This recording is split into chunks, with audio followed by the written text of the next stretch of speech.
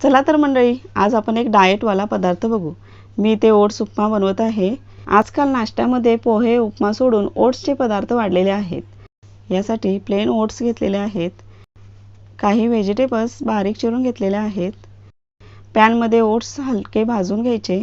Oats जास्त पण करपवायचे नाहीत, हलके रोस्ट करून घ्यायचे। पॅनमधून मी हे ओट्स आता काढून घेतले। त्याच पॅनमध्ये तेल टाकायचे फोडणीसाठी। नंतर हे जिरे टाकले। कांदा बारीक चिरून घेतलेला आहे। बारीक चिरलेली हिरवी मिरची घेतली। कांदा हलका ट्रान्सपरंट होईपर्यंत परतायचा, जास्त पण करपवायचा नाही। नंतर टोमॅटो टाकायचा बारीक चिरून। त्याबरोबरच मटार, मक्याचे दाणे, गाजर बारीक चिरून घेतला। हवे तर तुम्ही शिमला मिरची पण टाकू शकता। चमच्याने एकजीव करायचे। भाज्यांमध्ये मीठ थोडे टाकून वाफवून घ्यायचे। चमच्याने एकजीव करायचे। हळद, लाल तिखट थोडे घ्यायचे। बाकी मसाले सुद्धा तुम्हाला ॲड करायचे असतील तर करू शकता। पाणी हवे तेवढे टाकायचे।